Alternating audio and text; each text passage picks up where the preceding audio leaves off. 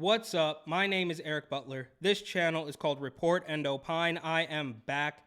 And from the SF Gate, parents livid over California schools' mandatory drag show. So you got to imagine you've gone too far when parents in California are saying, hey, maybe you shouldn't be forcing drag shows onto our kids. We just read another story about the anti-drag bill in Tennessee and the status of all the anti-drag bills across another dozen or so states, which should let the weirdo cult drag extremists know that they are in fact in the minority and not everybody wants this stuff pushed onto their kids, right? You guys can do your little drag thing on the weekends at night amongst your friends, but why on earth is it showing up in kindergartens and all the way even up to high school, really? It doesn't make any sense. Well, it does make sense if you figure what they're actually after, which is incredibly dark and a different story. I won't get into that right now, but they say, parents in Elk Grove, California are livid after a high school assembly featured a drag show that parents say was inappropriate and mandatory for students to attend. Why would they do? What kind of administrators? What kind of principal? What kind of superintendent? How does this get all the way through, right? There is a big wig behind the curtain somewhere pushing this through, and that is incredibly dark, right? Because they are able to force schools to, they're putting this in assembly. Look, I don't want to show my age too much, but this wasn't even a twinkle in anybody's eye when I was in school. Nobody would have even thought of this, even when I was in college in San Francisco, of all places. Like I said, I knew grown women who celebrated their 21st birthday going to drag shows. It was not for a kindergartner. The show was performed by Pleasant Grove High School's LGBTQ group as part of a multicultural assembly held at the high school's March 3. The district said in a statement to CBS Sacramento. So again, when I was in school, there was no look, you had the African American Student Association, the Asian American Student Association, band, debate, chess, obviously basketball, golf. You had regular clubs. But now you have clubs based around your sexuality as a high schooler? We've crossed the Rubicon. We've jumped the shark. It's over. We're all just living out the demise right now. It's really dark stuff. The district said all performances at the Multicultural Assembly were approved by school staff and administration, but did not directly speak to whether attendance was required. And that's why the guy here who wrote this article put mandatory in quotations. Like, does anybody think for one split second they were going to let those kids skip that assembly? Oh, yeah, just go ahead and take a walk around the block while the rest of us do this assembly. No way. They, of course, were going to force those kids to attend that assembly. It's not even... I don't even think that's up for debate.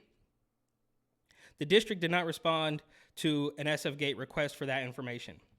A video from the assembly shows a student opening the performance by saying, "Our performance is for our community in Oklahoma, Idaho, Florida, Arizona, Texas, Arkansas, Mississippi, Kansas, Alabama, and Tennessee, who are actively being targeted," which is not true.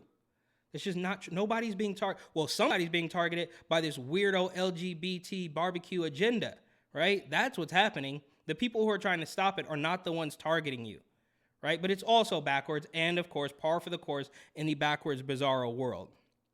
An apparent reference to Republican-led states placing restrictions on LGBTQ-themed books, right? They're really trying to... Look, as corny as it sounds, they are really trying to snatch these kids' innocence away. They want them reading sexually explicit books, cartoon drawings of weird, sexual things. Obviously, this drag stuff, they love it. And I don't know when this happened. I don't know if it was Twitter. I was already out of school when Twitter came around, but again, that's a different story. Angry parents vented to local media and members of Elk Grove Unified School District Board of Education. And this is where we get into seeing, parents being called extremists and parents being called threats to society just because they don't want their kids to go through this. They thought for a split second that maybe you could go to a school and they might teach you, I don't know, math and English and science. Now, of course, science, has also been bastardized, right?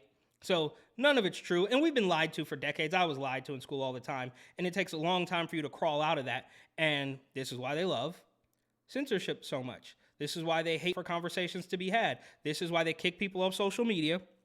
This is why, every single thing they do is geared to maintaining that facade and, of course, maintaining control. I've been a part of this district since 1983, and in 30 years, I haven't felt betrayal like I felt on Friday, a parent named Amy said at a Board of Education meeting. Yeah, so this woman's been around for a long time, And she, you finally pushed her over the edge. You've finally gone too far. Amy said her child was mortified and texted her from inside the mandatory assembly. Several other parents showed up at the board meeting and expressed anger that they were not notified of the performance beforehand, because they are literally trying to drive a wedge between the kids and the parents. So they end up, sending private DMs to Jeffrey, whatever his name is, on TikTok, with the creepy guy with a beard who pretends he's a woman and wants kids to pay for his Patreon to chat with him. I mean, think about that. How do we make it here? It's despicable that this performance took place at all, but if you're going to insist to have it, you must absolutely clearly communicate with parents and students in advance. A parent named Heidi said, "My daughter felt so uncomfortable." Yeah, and they don't care. They don't care if a little boy goes into the girls' room, right? Because it's part of the agenda. They don't care how uncomfortable the girls feel. We don't even know what a girl is. What is that? Doesn't even matter. Well, some parents made the narrow argument that they didn't object to the drag show in and of itself, but rather felt it should have been an optional and communicated to parents beforehand. Others echoed the homophobic groomer trope. And here's the SF gate going about for the establishment. So I guess you can kind of give them credit for even reporting this story in a halfway decent manner, but then they have to throw in there, oh, this is a conspiracy theory. This is a right-wing trope. Like, dude, this is exactly what you're doing. You're presenting sexual stuff to kids without their parents' approval, right? We just saw another story of a policy, a Title IX policy, I believe, that would allow schools to keep their students' gender identity secret from their parents, which of course doesn't make any sense, because we also have Pride Month and they should be really proud of this and they should be eager to tell the parents about it, but they're not, and we don't know why. So they're talking about, oh, the homophobic trope. Yeah, right, bro. There's no other word for it. And since when did this become like a conservative thing? When did the weirdos on the establishment left just assume the position that it was okay to talk to kids about sexual things? And again, keep in mind, this is only about LGBTQ plus XY, R as a V, whatever. They would not do this with regular heterosexual relationships. They would never do that, because that would be considered incredibly creepy. But for some reason, when it's this alphabet soup mob, when they're doing it, it's normal. And you're the conspiracy theorist. You're a right-wing rube. You're just spouting right-wing talking points of their trope.